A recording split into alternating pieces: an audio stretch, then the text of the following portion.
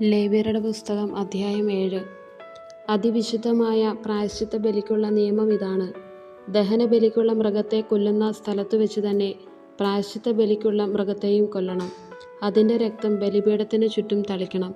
അതിൻ്റെ മേധസ്സു മുഴുവനും ആന്തരിക അവയവങ്ങളെ പൊതിഞ്ഞിരിക്കുന്നതും അരക്കെട്ടിനോട് ചേർന്നുള്ള വൃക്കകളിലുള്ളതും ഇരുവൃക്കകളും കൊഴുത്ത വാലും കരളിന്മേലുള്ള നെയ്വലയം എടുക്കണം.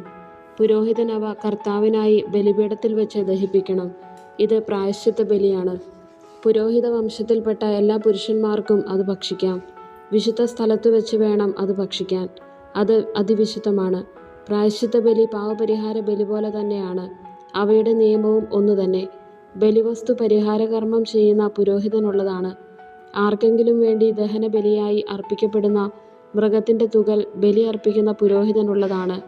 എണ്ണ ചേർത്തതും ചേർക്കാത്തതുമായ എല്ലാ ധാന്യബലി വസ്തുക്കളും അഹറോൻ്റെ പുത്രന്മാർക്കെല്ലാവർക്കും ഒന്നുപോലെ അവകാശപ്പെട്ടതാണ്. സമാധാന ബലി. കർത്താവിന് സമർപ്പിക്കുന്ന സമാധാന ബലിയുടെ നിയമം ഇതാണ്.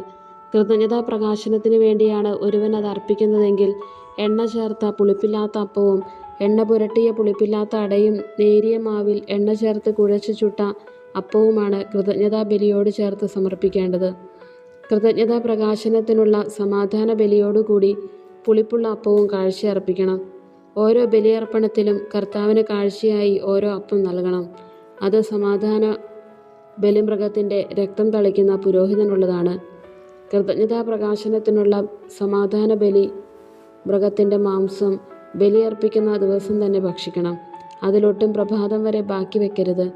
എന്നാൽ ബലി നേർച്ചയോ സ്വാഭിഷ്ട കാഴ്ചയോ ആയിട്ടാണ് അർപ്പിക്കുന്നതെങ്കിൽ അർപ്പിക്കുന്ന ദിവസം തന്നെ അത് ഭക്ഷിക്കണം. അവശേഷിക്കുന്നത് പിറ്റേ ദിവസം ഭക്ഷിക്കാം. ബലിമൃഗത്തിൻ്റെ മാംസം 3-ാം ദിവസവും അവശേഷിക്കുന്നുവെങ്കിൽ അത് അഗ്നിയിൽ ദഹിപ്പിക്കണം. സമാധാന ബലിയുടെ മാംസം 3-ാം ദിവസം ഭക്ഷിക്കുകയാണെങ്കിൽ ബലി സ്വീകരിക്കപ്പെടുകയില്ല.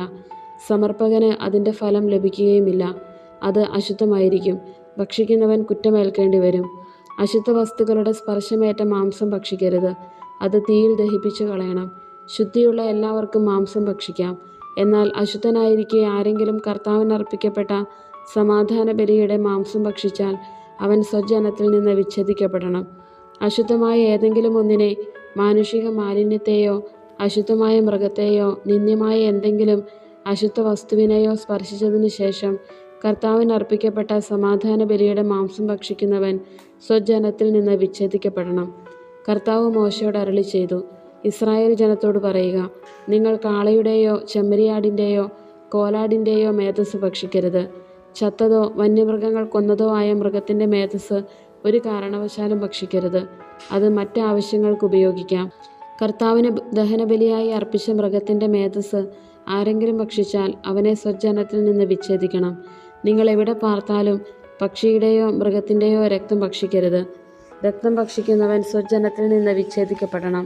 കർത്താവ് മോശയോട് അരുളി ചെയ്തു, ഇസ്രായേൽ ജനത്തോട് പറയുക, കർത്താവിന് സമാധാന ബലി അർപ്പിക്കുന്നവൻ തൻ്റെ ബലിവസ്തുവിൽ ഒരു ഭാഗം അവിടത്തേക്ക് പ്രത്യേക കാഴ്ചയായി കൊണ്ടുവരണം.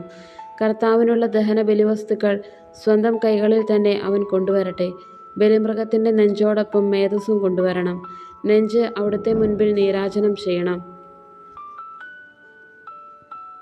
മേധസ്സ് പുരോഹിതൻ ബലിപീഠത്തിൽ വെച്ച് ദഹിപ്പിക്കണം. എന്നാൽ നെഞ്ച് അഹ്റോനും പുത്രന്മാർക്കുമുള്ളതാണ്. സമാധാന ബലിക്കുള്ള മൃഗത്തിൻ്റെ വലത്തെ കുറക് പ്രത്യേക കാഴ്ചയായി പുരോഹിതന് നൽകണം. വലത്തെ കുറക് സമാധാന ബലിയുടെ രക്തവും മേധസ്സും അർപ്പിക്കുന്ന പുരോഹിതനുള്ളതാണ്. വലത്തെ കുറക് സമാധാന ബലിയുടെ രക്തവും മേധസ്സും അർപ്പിക്കുന്ന അഹ്റോൻ്റെ പുത്രനുള്ളതാണ്. നീരാജനം ചെയ്ത നെഞ്ചും അർപ്പിച്ച കുറകും ഇസ്രായേൽ ജനത്തിൽ നിന്നുള്ള ശാശ്വത അവകാശമായി സമാധാന ബലിയിൽ നിന്ന് അഹ്റോനും പുത്രന്മാർക്കും ഞാൻ നൽകിയിരിക്കുന്നു. അഹ്റോനും പുത്രന്മാരും കർത്താവിൻ്റെ പുരോഹിതരായി ശുശ്രൂഷ ചെയ്യാൻ അഭിഷിക്തരായ ദിവസം അവിടുത്തെ ദഹന ബലികളിൽ നിന്ന് അവർക്ക് ലഭിച്ച ഓഹരിയാണിത്. ഇത് അവർക്ക് നൽകണമെന്ന് അവരുടെ അഭിഷേക ദിവസം കർത്താവ് ഇസ്രായേൽ ജനത്തോട് കൽപ്പിച്ചിട്ടുണ്ട്. ഇത് തലമുറ തോറും അവരുടെ ശാശ്വത അവകാശമാണ്. ദഹനബലി, ധാന്യബലി, പാവപരിഹാര ബലി, പ്രായശ്ചിത്ത ബലി, സമാധാന ബലി, അഭിഷേകം എന്നിവ സംബന്ധിച്ചുള്ള നിയമമാണിത്. സീനായ് മരുഭൂമിയിൽ വെച്ച് തനിക്ക് ബലികൾ അർപ്പിക്കണമെന്ന് ഇസ്രായേൽക്കാരോട് കൽപ്പിച്ച നാളിലാണ് സീനായ് മലയിൽ വെച്ച് കർത്താവ് മോശയോട് ഇങ്ങനെ ആജ്ഞാപിച്ചത്. കർത്താവ് മോശയോട് അരുളി ചെയ്തു, വസ്ത്രങ്ങൾ, അഭിഷേക തൈലം, പാപപരിഹാര ബലിക്കുള്ള കാള, 2 മുട്ടാടുകൾ, 1 കുട്ട പുളിപ്പില്ലാത്ത അപ്പം. വസ്ത്രങ്ങൾ, അഭിഷേക തൈലം, പാപപരിഹാര ബലിക്കുള്ള കാള, 2 മുട്ടാടുകൾ, 1 കുട്ട പുളിപ്പില്ലാത്ത അപ്പം എന്നിവയോടുകൂടി അഹറോനെയും പുത്രന്മാരെയും കൊണ്ടുവരിക. സമാഗമ കൂടാരത്തിൻ്റെ വാതിൽക്കൽ സമൂഹത്തെ ഒരുമിച്ച് കൂട്ടുക. കർത്താവ് കൽപ്പിച്ചതുപോലെ മോശ ചെയ്തു. സമാഗമ കൂടാരത്തിൻ്റെ വാതിൽക്കൽ സമൂഹത്തെ ഒന്നിച്ചു കൂട്ടി. അപ്പോൾ മോശ സമൂഹത്തോട് പറഞ്ഞു, ഇങ്ങനെ ചെയ്യണമെന്നാണ് കർത്താവ് കൽപ്പിച്ചത്. അനന്തരം മോശ അഹറോനെയും പുത്രന്മാരെയും മുൻപോട്ട് കൊണ്ടുവന്ന് അവരെ വെള്ളം കൊണ്ട് കഴുകി. അഹറോനെ കുപ്പായമണിയിച്ച് അരപ്പട്ട കെട്ടി മേലങ്കി ധരിപ്പിച്ചു. അതിനു മീതെ എഫോദ് അണിയിച്ചു. എഫോദിൻ്റെ വിദഗ്ധമായി നെയ്തെടുത്ത പട്ട അവൻ്റെ അരയിൽ ചുറ്റി. പിന്നീട് ഉരസ്ത്രാണം ധരിപ്പിച്ചു.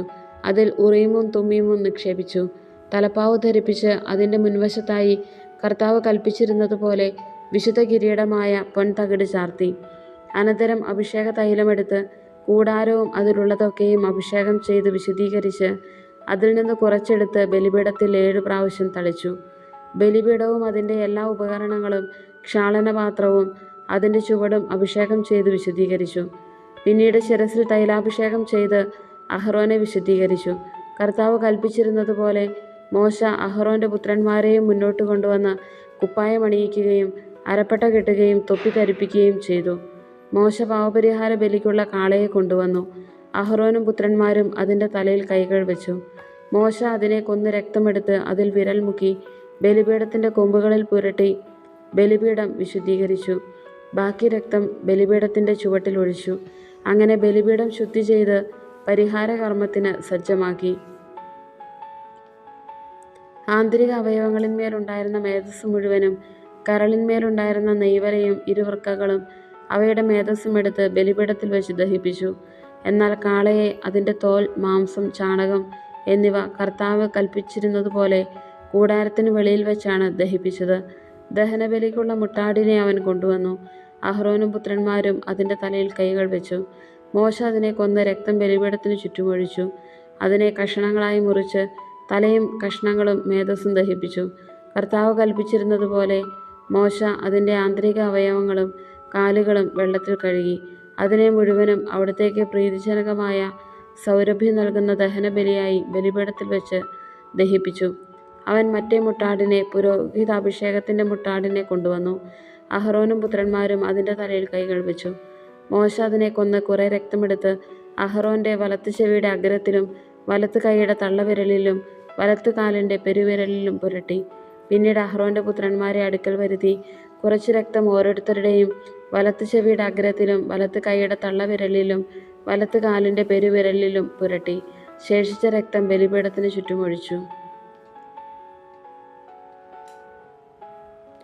8-ാം ദിവസം മോശ അഹറോനെയും പുത്രന്മാരെയും ഇസ്രായേലിലെ ശ്രേഷ്ഠന്മാരെയും വിളിച്ചു.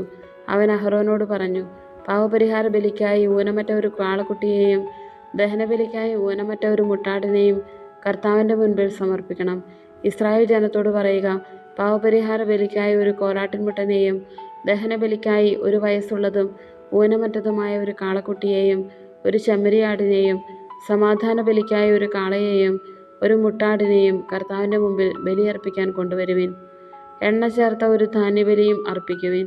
എന്തെന്നാൽ കർത്താവ് ഇന്ന് നിങ്ങൾക്ക് പ്രത്യക്ഷപ്പെടും. മോശ ആവശ്യപ്പെട്ടതെല്ലാം അവർ സമാഗമ കൂടാരത്തിൻ്റെ വാതിൽക്കൽ കൊണ്ടുവന്നു. സമൂഹം മുഴുവൻ അടുത്തുവന്ന് കർത്താവിൻ്റെ സന്നിധിയിൽ നിലകൊണ്ടു. അപ്പോൾ മോശ പറഞ്ഞു, നിങ്ങൾ ചെയ്യണമെന്ന് കർത്താവ് കൽപ്പിച്ച കാര്യം ഇതാണ്. കർത്താവിൻ്റെ മഹത്വം നിങ്ങൾക്ക് പ്രത്യക്ഷപ്പെടും. മോശ അഹറോനോട് പറഞ്ഞു, ബലിപീഠത്തിങ്കിലേക്ക് വന്ന് നിന്റെ പാവപരിഹാര ബലിയും ദഹനബലിയും അർപ്പിക്കുക. അങ്ങനെ നിനക്കും ജനങ്ങൾക്കുമായി പാപപരിഹാരം ചെയ്യുക.